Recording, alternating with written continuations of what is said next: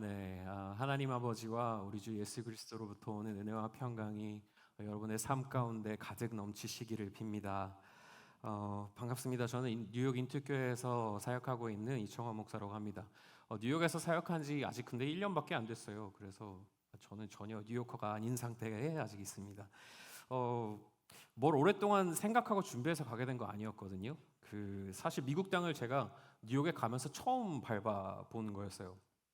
그래서 저는 사실 한 번도 밟아본 적이 없는 대구 시골 촌 사람입니다. 여기 대구 사람 계신가요? 안 계신 걸로. 네. 그런데 거의요 한 3일 만에 뉴욕행이 결정되었어요.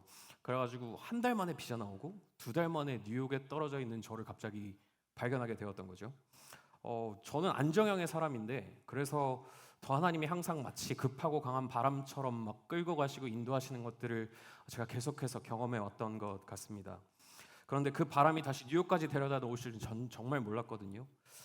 하나님 늘 그렇게 잔잔하던 제 바다에 풍랑을 일으키셔가지고 흔들면서 계속 역사하셨던 것 같아요. 그래서 그런 주님 어떻게 보면 늘 참 밉거든요. 미우면서 또 늘 좋습니다. 늘 그 미운 인도와 동행이요. 지금 한번 돌아보면 제가 갈 수 있고 또 제가 될 수 있고 제가 할 수 있는 건 너머로 계속 인도하시는 것을 보았기 때문인 것 같습니다. 올 한해요 여러분의 그 삶 가운데도 그렇게 하나님의 미운 인도하심, 조금은 불편하지만 또 조금은 내가 갈 수 있는 곳보다 멀리 이끌어 주셔서 버거운 것 같지만 그 인도하심 속에 우리를 맡길 때 하나님께서 정말 여러분의 삶 가운데 살아계시다는 것 함께 볼 수 있기를 간절히 소망합니다. 네, 비슷한 맥락에서요. 사실 이 이틀 전 금요일까지 저는 여러분을 뵙게 될 줄 전혀 알지 못했습니다. 왜냐하면 저희 담임 목사님께서 갑자기 목사님 주일날 설교 한번 합시다라고 갑자기 이야기하시는 거예요. 그러면서 저 병원에서 이제 미국에서 오랜만에 한국 왔으니까 막 피 뽑고 있었거든요. 막 피 뽑고 있다가 갑자기 저희 목사님이 그렇게 말씀하셔서 네 제가요? 제가 왜 갑자기 이틀 만에 설교를 해야죠? 라고 물어봤었죠. 그렇더니 저희 담임 목사님 약간 테토남 같은 느낌 갖고 계시거든요. 그래가지고 웰컴 투 온누리 하시고는 쿨하게 사라지시더라고요. 저 너무 당황스럽고 너무 재밌었습니다. 너무 행복합니다. 너무 신납니다. 그렇게 오늘 여러분 앞에 제가 이렇게 서 있게 되었습니다. 조금 킹받긴 했지만 이내 또 그 미운 인도하심이 아닐까라는 생각을 제가 한번 해보았던 것 같아요. 무엇보다 여러분 꼭 만나서요 함께 하나님 말씀 나누라고 부르신 줄로 믿습니다. 그리고 주신 말씀 우리 함께 살필 때 우리 가운데 계신 그 성령께서 나를 따르라라고 부르시는 그 예수님의 음성에 기꺼이 응답할 힘과 지혜와 용기를 오늘 넘치도록 부어주시기를 소망합니다. 네, 아멘. 자, 오영규 목사님께 새해를 맞아서 여러분 그 예수님의 12제자를 계속 살펴보고 계시다라고 들었습니다. 2주 전에는요 베드로 살펴보셨고 지난주는 안드레라고 들었습니다. 맞습니까? 맞군요. 네. 아무튼 함께 본문을 읽었지만 오늘 우리는 야고보라는 이 사람과 그에게 역사하셨던 하나님을 우리 함께 살펴보려고 합니다.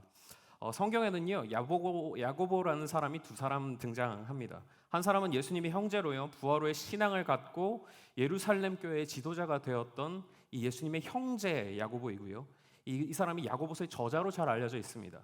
그래서 보통 야고보 하면 이 첫 번째 야고보를 여러분 생각하시는 경우가 많아요. 그런데 오늘 우리가 살펴볼 사람 세베대의 아들 요한의 형제 예수님의 제자인 그 야고보입니다. 먼저 본문을 우리 좀 함께 읽어보면서 이 야고보라는 사람을 함께 좀 계속 쭉 관찰해 보기를 원합니다. 여러분 갖고 계신 성경이 있으시다면 우리 눈으로 계속해서 읽으시면서 함께 읽어보았으면 좋겠습니다. 51절이거든요. 누가복음 9장 51절 우리 한 목소리를 한번 읽어보기를 원합니다. 준비되셨죠? 시작. 예수께서 승천하실 때가 가까이 오자 예루살렘으로 가실 것을 굳게 결심하셨습니다. 네, 함께 읽은 9장 51절에서요 예수님은 예루살렘으로 가실 것을 굳게 결심하십니다. 이유는 승천하실 때가 가까이 왔기 때문이라고 말씀은 우리에게 전하고 있죠. 그런데 이 승천은요 그냥 영광스럽게 하늘로 올라가시는 것만을 의미하지는 않았습니다. 그 전에 반드시 통과해야 할 것이 있었죠. 바로 십자가였습니다. 즉 예수님께서 예루살렘으로 가기를 결단하시고 굳게 결심하셨다라는 것, 이 세상을 향한 하나님의 뜻을 이루기 위해서 그 십자가의 죽음을 향해서 나아가시기로 결정하는 거라고 할 수 있죠. 아주 비장한 순간이었던 겁니다. 그런데 예수님의 이 굳은 결심이 시작하자마자 방해에 부딪힌 걸 우리는 52절, 53절에서 보게 됩니다. 갈릴리에서요, 예루살렘으로 가기 위해서는 이 사마리아 사람들이 살고 있는 거주지를 계속해서 통과해야만 했던 거죠. 그런데 이 맥락을, 지금 복잡한 그 맥락이 있어서 다 설명할 수는 없겠지만, 사마리아 사람들이 예수님께서 예루살렘으로 가신다라는 게 어쩌면 뭔가 달갑지 않았던 것 같아요. 그래서 그 예수님이 그 마을을 통과하시는 걸 거절했던 겁니다. 그리고 바로 이때요, 오늘의 주인공인 야고보가 두둥하고 뭔가 넷플릭스 같은 느낌으로 등장하게 되었던 거죠. 자, 54절 말씀인데요. 우리 함께 한 목소리를 읽어보길 원합니다. 우리 함께 읽겠습니다. 54절 시작. 제자인 야고보와 요한이 이것을 보고 주여 우리가 하늘에서 불을 불러 이 사람들을 멸망시켜 달라고 할까요? 라고 물었습니다. 자, 형이 야고보고요, 동생이 요한입니다. 그런데 상황이 틀어지니까 이 사람들 뭐라고 하고 있는지 여러분 지금 방금 전에 보시지 않았나요? 뭐라고 했죠? 주여 우리 하늘에서 불을 불러서 이 사마리아 인간들을 멸망시켜 버릴까요? 라는 아주 무서운 말을 하고 있는 걸 우리가 보게 되는 거죠. 바로 뭔가 급발진을 당기고 있는 걸 우리가 여기서 보게 되는 겁니다. 아니, 자기들이 뭔데 하늘에서 불을 불러서 멸망시키기까지 하겠다라고 이야기를 하고 있는 걸까요? 그럴 능력이나 뭔가 갖추고 있었다라는 질문을 우리는 하게 되죠. 뭔가 지금 자기들의 가오가 의식을 지배하고 있는 것 같은 느낌을 우리가 받게 된다는 거죠. 얘네 왜 이러지? 뭔가 이렇게 허세가 왜 이렇게 들어가 있을까라는 질문들을 우리 보면서 좀 하게 된다는 겁니다. 자, 여러분, 우리 예수님의 제자라고 한번 떠올리면 어떤 생각들이 드세요? 예수님의 제자, 예수님의 12제자. 보통요, 특히 요한 같은 사람들 생각하면 뭔가 온화하고 뭔가 애겐애겐 할 것 같은 느낌으로 우리가 좀 생각되는 경우가 많지 않은가요? 그리고 적어도 뭔가 그까지는 아니더라도 뭔가 거룩함이 묻어날 것 같은 사람들이라는 생각이 우리가 좀 든다라는 거죠. 그래야 하는데 오늘 지금 우리가 보고 있는 이 야고보와 요한, 특히 야고보, 그런 모습으로 우리 가운데 좀 나타나고 있지 않은 것 같다라는 생각이 드시지 않나요? 자, 웬 99대장 같은 사람을 우리가 만나게 됩니다. 예수님의 그 계획이 막히자마자 바로 예수님 저희가 저놈들 한번 조사 버릴까요? 라는 듯한 느낌을 우리가 보게 되는 거죠. 거친 수컷 테토남 같은 제자를 우리가 지금 눈앞에 두고 있다는 것, 우리 여기서 보게 되는 겁니다. 예수님 꾸짖으시고 저지해야 할 만큼 격렬하고 즉각적으로 뭔가 반응하고 있는 그런 사람, 그런 유형의 사람, 오늘 우리가 지금 보고 있는 야고보, 말씀은 그렇게 우리에게 야고보를 그려내고 있다는 거죠. 자, 그러면 다른 복음서들은 어떨까요? 다른 복음서들 마찬가지입니다. 살펴볼수록요, 야고보 우리가 알던 그런 거룩한 12제자 같은 느낌이 아니라는 걸 계속해서 알게 됩니다. 여러분 한번 자세히 뜯어보자고요. 이게 생각보다 뭔가 감동적이지 않을 수도 있어요. 뭔가 여러분의 어떤 환상을 파괴하고 꿈에서 깨는 느낌도 있는 것 같지만 계속해서 한번 살펴보겠습니다. 자, 첫 번째 우리 마태복음 한번 살펴보면요, 예수님 부르실 때 야고보 뭘 하고 있었을까요? 마태복음에서 예수님이 처음 이 야고보와 요한 부르실 때 뭘 하고 있었을까요? 성경 읽으시죠? 네, 동생과 함께 아버지 세베대랑 금을 손질하고 있었습니다. 계속 뭔가 일을 하고 있었던 거죠. 그런데 갑자기 예수님이 나를 따라라고 부르시는 거죠. 그러니까 바로 동생한테 가서 이 야고보, 야 가자라고, 아버지 저 가볼게요 라고 얘기하면서 그냥 뚜벅뚜벅 예수님 따라서 나가버리는 겁니다. 계속해서 일하고 있었으면 일이라도 마무리하고 가면 좋겠는데 그냥 뭔가 부르고 자기 느낌이 오니까 바로 떠나가 버리는 그런 성정, 그런 어떤 성품을 갖고 있는 사람이 야고보라는 걸 이 마태복음이 우리에게 보여주는 거죠. 그냥 배랑 아버지 바로 버려두고 즉각적으로 예수님을 따라 나섰다는 겁니다. 자, 잠시 한 가지만 좀 짚고 넘어가자면요, 당시 유대 랍비 문화에서요, 제자가 공식적으로 랍비를 따를 수 있는 나이 몇 살 정도였을 것 같으세요, 여러분? 몇 살 정도였을까요? 그래요, 뭔가 들리는 것 같지만 잘 안 들려요. 자, 15세 정도였거든요. 15세. 자, 그래서 학자들 동생 요한의 나이를 16에서 20세 정도로 추정합니다. 생각보다 좀 어린 것 같지 않아요? 보통 우리 막 드라마 같은 거 보면은 더 막 나이 들어 보였는데 수염도 막 나 있고, 근데 전혀 그런 모습이 아닐 수도 있었다라는 거죠. 자, 그러면 야고보의 나이 약 한 20대 초반에서 중반 정도로 볼 수 있다라는 겁니다. 딱 여러분 정도 나이대가 아닌가라는 생각을 저는 했던 것 같습니다. 자, 옆에 혹시 여러분 주변에 가오가 의식을 지배하고 있는 남자가 혹시 계신가요? 남성이 있나요? 그래요. 바로 그 녀석이 야고보인 겁니다. 자, 다른 기사들도 좀 마찬가지예요. 마가복음 보면 동생 요한과 함께 다른 제자들 몰래 이제 예수님 찾아가는 모습 우리 또 보게 됩니다. 나중에 예수님 왕 되시면 다른 제자들보다 높은 자리 달라고 막 우기면서 들이대는 겁니다. 인사청탁 같은 걸 막 할 정도로 야망에 막 들끓고 있는 사람, 그 사람이 야고보라고 여기 말씀에서 등장하는 거죠. 뭐가 아직 일어나지도 않았고 예수님이 아직 왕이 되신 것도 아닌데 그걸 계속 김칫국 마시면서 자기가 더 높은 자리 한번 차지해 보겠다고 먼저 가서 생떼를 쓰는 사람, 그게 야고보라는 거죠. 뭔가 대환장 같은 느낌이 있습니다. 그래서 이 야고보의 별명을요, 마가복음 우리에게 이렇게 이야기해 주고 있었어요. 혹시 말씀해 주실 준비 됐을까요? 마가복음 3장 17절인데 제가 한번 읽어볼게요.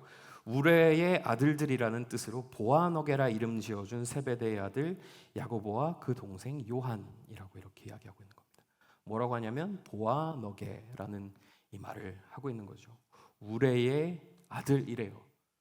귀엽게 바꿔보면 천둥이 같은 느낌인 거죠.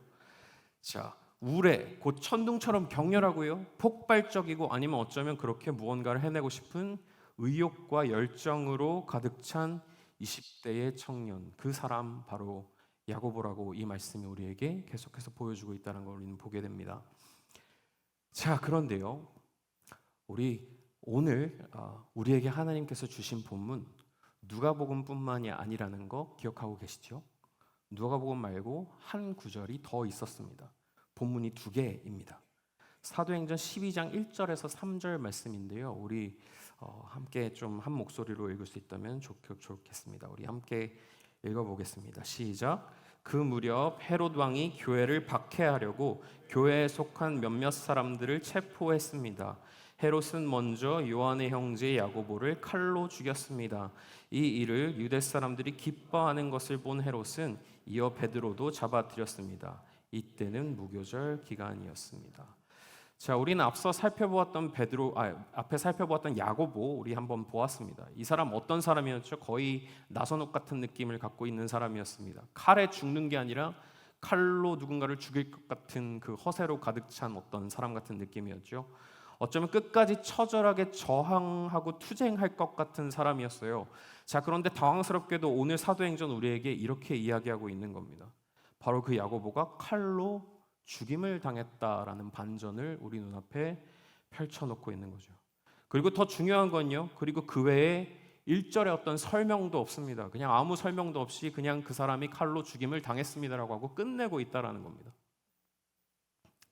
저항의 흔적도 없고요, 기적도 없고 유언도 없습니다. 그것에 대해서 그냥 침묵하다가 무슨 왕좌의 게임 같은 것도 아니고, 사도행전은 너무나도 허망하게 이 12제자 중에 첫 번째 순교자인 이 야고보의 죽음을 그냥 우리에게 그냥 늘어놓고 있는 걸 우리 보게 된다는 거죠. 자, 여러분 어떤 생각이 드세요? 이 두 본문의 어떤 차이가, 어떤 생각들이 드시는지 모르겠습니다. 두 본문 사이에 갭이 너무 크다라는 생각 들지 않으세요? 저는 좀 그랬거든요. 저는 또 오죽했을까요? 처음 본문 받고는 와, 당장 금요일인데 이거 뭐 어떻게 읽어야 어떻게 설교하지? 뭐 이런 고민들을 계속해서 할 수밖에 없었죠. 그렇게 하나님께 좀 질문하기 시작했던 것 같거든요. 도대체 이 한 인물에 대한 이렇게나 대조적인 이 두 이야기를 왜 우리에게 주셨을까? 이걸 통해서 하나님 도대체 무슨 얘기를 하고 싶으십니까? 라고 물어봤던 것 같습니다. 우레의 아들, 그리고 그 사람의 허무하고 조용한 순교 사이에서 도대체 하나님은 우리에게 어떻게 나타나셨습니까? 라는 질문을 저는 계속해서 할 수밖에 없었던 거죠. 계속해서 말씀 묵상하면서요, 두 갈래 정도의 길이 보였던 것 같습니다. 첫 번째는요, 조금 진부하고 클리셰한 길이었어요. 아마도 우리에게 익숙한 해석일지도 모르겠습니다. 자, 이런 이야기입니다. 야고보는요, 우레와 같은 성품의 사람이었어요. 말보다 행동이 먼저고 감정이 불일 듯한 사람이었던 거죠. 그런데 이 사람 예수님과 함께 걸으면서 성령 안에서 변화되었다는 겁니다. 그래서 칼로 싸우지 않고 오히려 침묵하면서 죽을 수 있는 존재로 변화되었다. 뭔가 이 사람이 개과천선을 했다라는 이야기처럼 우리는 읽을 수 있다라는 거죠. 네, 맞습니다. 이것도 은혜죠. 우리 이런 이야기 되게 익숙하지 않아요? 하나님 만나서 변화된 사람들의 이야기 말이에요. 그 전에 갖고 있던 성품, 그 전에 갖고 있던 어떤 나쁜 버릇들 그냥 없어져서 정말 좋은 사람이 되었다는 그 변화 이야기들 우리 참 많이 들어왔던 것 같다라는 거죠. 그런데요, 묵상하니까 뭔가 전체 장면이 그런 클리셰한 이야기 속에선 덜 생생하다라는 생각이 좀 들었습니다. 뭔가 입체적이지 않다라는 생각이 들었고, 사실은 우리 복음 믿고 예수님 믿고 뭔가 변화는 되고 있지만 그 변화가 그렇게 크게 일어나지 않고 있는 걸 좀 다들 경험하고 있는 상황에서 이게 현실적이지는 않네, 뭔가 이 판타지 같은 느낌이 좀 들기도 한다라는 생각이 제 마음속에 들었던 거죠. 그래서요, 오히려 제 마음에 떠오른 건 이런 그림이었어요. 20대 초반 생생하고 불일 듯한 이 야고보의 어설프고 가오로 가득 찬 모습이 보였는데요. 실수하고요, 여전히 모자란데 그게 되려 무척 사랑스러운 것 같다라는 마음이 들기 시작했습니다. 그리고요, 아마도 예수님도 보니까 좌충우돌 부딪히는 이 야고보의 성품을 꾸짖으시긴 하는데, 제 마음속에서 뭔가 이 말씀을 상상하면서 보니까 예수님 그 야고보를 꾸짖으시면서도 뒤로 돌아서 피식 웃으면서 뭔가 즐거워하고 계신 것 같다라는 그 표정이 뭔가 보이는 듯 했다라는 거죠. 야고보가 예수님께도 참 사랑스럽지 않았을까 싶었던 거죠. 그래서요, 제 마음에 이런 의문들이 올라오기 시작하는 겁니다. 만약 야고보, 우리의 그 귀여운 천둥이가 그렇게 사랑스러운 존재였다면 예수님께서 야고보의 그 우레와 같은 성품을 단지 꾸짖고 제거하고 변화시키고 억제해야 할 문제들로만 바라보셨을까라고 생각하게 되었다라는 거죠. 아직은 뭔가 설익은 성품이고 설익은 기질이고 아직 충분히 뭔가 성숙하지 못했을지 모르지만, 그래서 누군가는 그거 안 고치면 그 녀석 못 쓴다라고 했을지 모르겠지만, 예수님께서는 어쩌면 오히려 바로 그런 야고보를 귀히 여기시면서 그 우레처럼 쿵쾅거리고 또 반짝이는 무언가를 그 야고보 안에서 꿰뚫어 보고 계신 것은 아니었을까라고 생각하게 되었다라는 겁니다. 그렇게 이 야고보의 순교를 좀 더 묵상해 보았던 것 같습니다. 자, 여러분, 우리요 얼핏 보면 표면적으로는 이 우레의 아들이라는 그 별명하고 야고보의 조용한 순교가요 전혀 다른 길처럼 보입니다. 되게 먼 것처럼 보여요. 그런데 조금 더 깊이 계속해서 곱씹다 보니까, 그러면서 상상해 보니까 이런 생각들이 들기 시작하는 겁니다. 자, 여러분, 죽을지도 모르고요, 위협도 무서워하지 않고 거침없이 돌진하다가 처음 붙잡혀서 죽는 이 멍청이는 제자들 중에서 도무지 누구여야 하냐는 질문이죠. 그렇게 무모하게 달려들 수 있는 사람은 누구였냐라는 거죠. 복음을 위해서 앞으로 달려가고 막 칼이 들이치고 막 내가 이 어떤 위험을 겪을지도 모르는데 앞으로 달려갈 수 있는 사람 누구냐는 겁니다. 그리고 그럼에도 아무 말 없이 그 죽음을 향해서 담대하게 뛰어들어갈 수 있는 사람, 어떤 사람이어야 할까요? 그렇게 불나방처럼요, 복음 들고 뛰어들어서 하나님 나라를 넓혀가는 사람, 그렇게 개척자처럼 뛰어드는 사람, 그 사람 누구여야 하냐라는 이야기죠. 그 질문에 저는 야고보여야 합니다 라고 이야기할 수밖에 없었습니다. 야고보여야 한다라고요. 우레와 같은 그의 성질머리여야만 했습니다. 담대하게 죽음도 불사하면서 세상을 깨우는 울림을 만들어내기 위해서는 이미 그 마음속에 천둥을 품고 있는 사람이어야 가능하겠구나라는 생각이 들었다는 거죠. 그래서 예수님 그 아직은 어설픈 야고보의 그 모습 속에서요, 이 모든 걸 이미 보고 계셨겠구나라는 생각이 들기 시작했다는 겁니다. 물론 하나님께서요 야고보를 죽일 작정으로 부르셨다는 이야기는 아닙니다. 순교라는 그 부름은요, 하나님의 신비를 우리가 가타부타 이야기할 수는 없을 것 같아요. 하지만 분명한 건 이런 사실이라는 거죠. 처음부터 예수님께 야고보의 그 천둥과 같은 심정이요, 우리 거칠고 뜨거운 그런 마음이요, 결코 버려야 할 무언가가 아니었던 것 같다라는 겁니다. 오히려 세상은 결함이라고 이야기하고요, 약점이라고 이야기해요. 단점이라고 바라볼지도 모를 이 야고보의 그 성품이, 그 기질을 예수님 정죄하지 않으시고 그냥 받아주셨다라는 것을 보게 된다라는 겁니다. 그 깨어짐과 연약함이요, 바로 그 안에서 역동하고 있는 에너지를 예수님이 보고 계셨을 거라는 겁니다. 예수님께서는요, 그 결점들이 야고보가 십자가 지고 예수님 따라 걸어나가게 할 엔진인 것을 예수님은 보셨다라는 겁니다. 고쳐나갈 대상이 아니라 그분의 열심으로 하나님 나라에 이루어갈 재료라는 것을 예수님은 보고 계시지 않았을까라고 우리 생각하게 된다는 거죠. 오늘 본문을 통해서 그렇게 하나님 우리에게 말씀하고 계시다라는 겁니다. 그래서인지 이 야고보의 순교 이후에요, 사도행전은 그 우레와 같은 마음이 예루살렘을 넘어서 이 열방을 향해서 뻗어갔던 걸 우리에게 조용히 보여주고 있다는 걸 우리 말씀 속에서 발견하게 된다는 거죠.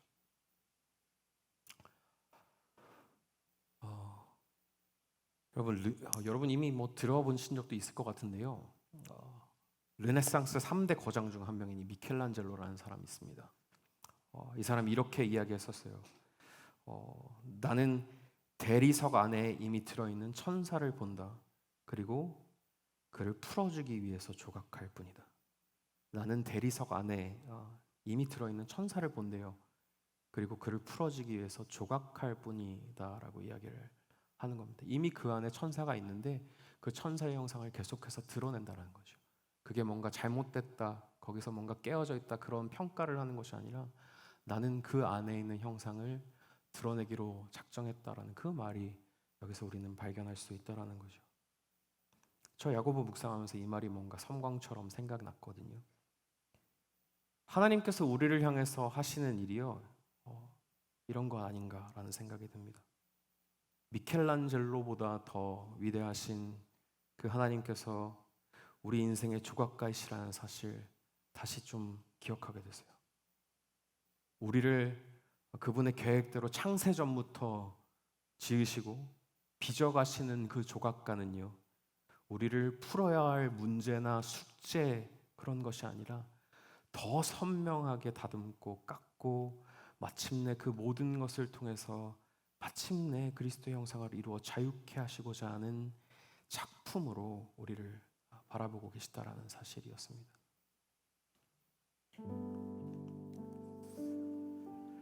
그래서 여러분과 함께 좀 나누고 싶었습니다. 여러분 수도 없이 교회 다니면서 들어봤을 만한 말인데요, 꾹꾹 눌러서 여러분한테 다시금 말씀드리고 이야기해주고 싶었습니다.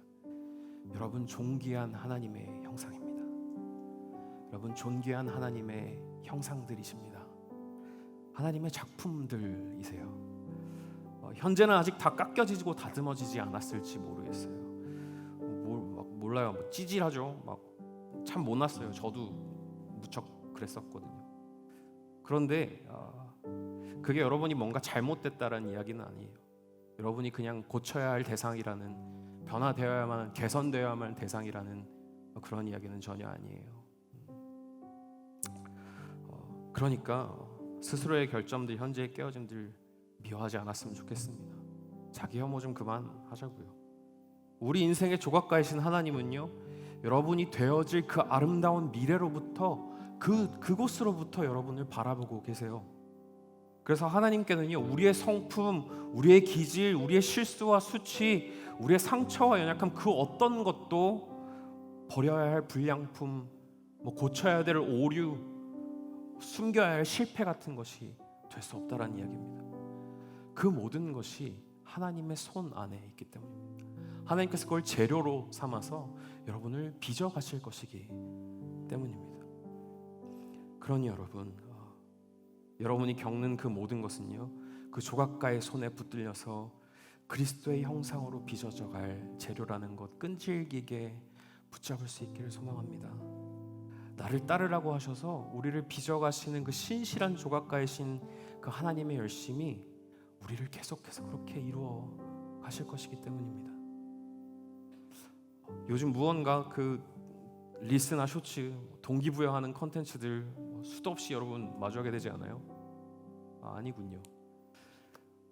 그 컨텐츠들 뭔가 끊임없이 더 좋은 사람이 되라, 고쳐라, 너의 게으름과 취약함과 깨어짐과 단점들을 떨쳐내어야 한다, 계속 속삭여 오더라고요. 물론 틀린 소리는 아닙니다. 성실하고 정직하게 여러분의 삶을 경작해 나가셔야죠. 그건 지금 여러분 우리의 나이대에만 할 수 있는 거니까요. 그러나 여러분, 복음이 무엇인지를 기억하면서 여러분의 삶을 경작해 나가시라는 겁니다. 참 못났고 끊임없이 실패와 실수를 반복하는 이들이 바로 그 우리가 연약할 때에, 바로 그 우리가 죄인 되었을 때에, 그 우리가 원수 되었을 때에 우리를 부르시고 품으신 그 십자가의 이야기가 복음이라는 사실, 우리는 거기에 깊이 뿌리내려야 하겠습니다. 물론 시간이 좀 걸릴지는 모르겠습니다. 오늘 함께 살펴본 누가복음 9장 그리고 사도행전 12장 사이에요, 어느 정도의 시간이 여러분 있는지 아세요? 약 한 15년 정도의 시간이 있습니다. 그러나 그 시간에 대해서 성경 침묵하거든요. 침묵은요, 뭐가 변하고 있는 건가 불안하게 합니다. 그리고 그 시간 동안 계속해서 우린 반복해서 절망하고 찌질하며 무너지겠죠. 그러나 우리의 영혼을 참 집요하게 조각하시는 그 하나님은 천천히 그 시간을 여러분을 빚어가는 조각칼로 삼아서 묵묵히 계속해서 여러분을 빚어가실 것입니다. 그 시간으로 천천히 여러분 원래 그 미래에 하나님께서 계획하신 그 형상대로 계속해서 이끌어 가실 거라는 이야기인 겁니다. 여러분, 바로 그것이 우리의 믿음의 내용입니다. 그러므로 사랑하는 여러분, 오히려 더 찌질하십시오. 오히려 더 절망하시고요, 그냥 무너지십시오. 나 왜 이래 하지 말고 내가 그렇지 뭐 라고 그렇게 이야기하십시오. 그것이 그 위에요. 그런데 묵묵히 일하고 계신 하나님의 은총을 바라보기 시작하십시오. 그것이 십자가가 지고 예수 따르는 길이 아니겠습니까? 그렇게 우리 인생의 조각가이신 하나님께 우리의 전부를 내어 맡기며 우리를 사로잡고 있는 그 모든 깨어짐과 균열이 야고보처럼 세상을 울리게 하는 하나님의 능력이 될 줄로 믿습니다. 우리가 그렇게 깨어진 우리의 모든 것들 하나님께 재료로 기꺼이 내어드릴 때 그렇게 하나님의 능력이 야고보와 같이 우리 가운데 임할 줄로 믿습니다. 여러분, 그렇게 주님 앞에 여러분의 삶을 드리는 여러분이 되시기를 간절히 축원합니다. 우리 함께 기도하면서 나갔으면 좋겠는데요, 우리 기도할 때 먼저는 이렇게 좀 기도해 보았으면 좋겠습니다. 여러분, 크게 기도하시지 않아도 좋습니다. 이렇게 좀 기도해 봤으면 좋겠어요. 주님의 보혈을 의지해서 하나님, 내 안에 깨어짐도 있고요, 내 안에 균열들도 있고, 하나님의 형상으로 하나님의 사랑받는 자로 나를 바라보지 못하게 하는 여러 가지 수많은 이유들이 있습니다. 지금 그러나 오늘 저 이 자리에서 예수 그리스도의 그 십자가 앞에 이 모든 것들을 내려놓기로 결단합니다라고 그렇게 기도했으면 좋겠습니다. 예수 그리스도의 그 십자가에서 빛나는 한없는 용서와 용납에 우리를 열어드리기 원합니다라고, 주님의 성령을 부어주셔서 우리 마음을 주님을 향하여 열어주십시오라고 우리 이 시간 그렇게 주님의 이름 한번 부르짖고 기도하면서 나가기 원합니다. 함께 기도합니다. 주여!